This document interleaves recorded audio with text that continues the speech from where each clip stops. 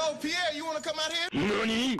It has been brought to my attention that millennials only care about quark on their toast, being part of hot yoga, and taking part in science and technology and things that relatively don't matter to people who are older than 50. This is not a sly on the people who are older than 50, but it has been brought to our attention that without the millennials' help in the near future, our political discourse may unravel at a rapid rate, as if having this stable genius isn't enough. You know, I'm like a smart person. It is up to me and Project DTO to give you guys the most reliable information as it pertains to you. And by definition, me being a millennial, which is a person who is between the ages of 18 and 35, it is up to us to take care of ourselves, because quark on our toast isn't always going to comfort us, especially when you don't have a house to eat in it. So I'm here to tell you how to register in Texas for the primary votes in under 3 minutes. And if this is too fast for you, please don't hesitate to go down to the description below, where I'll put them in step format and link every single step and where to find each thing. So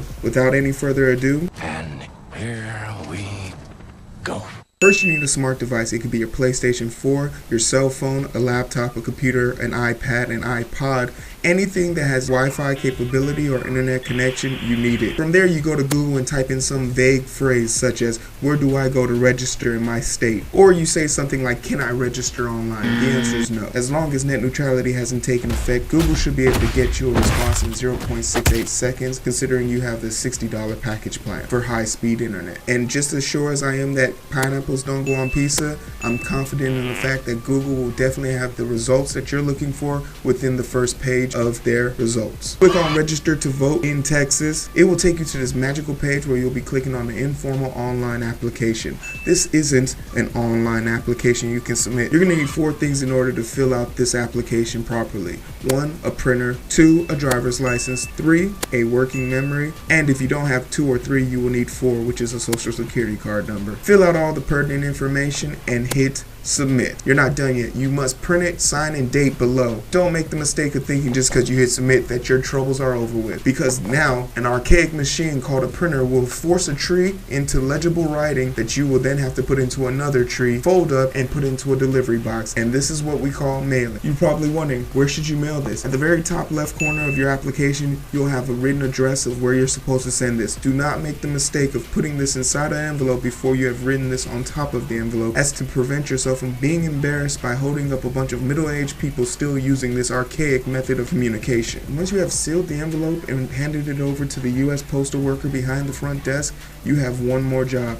Check the calendar and make sure it's before the 5th of February, because if it isn't, then that application, that stamp, and all the work you have done thus far has been wasted.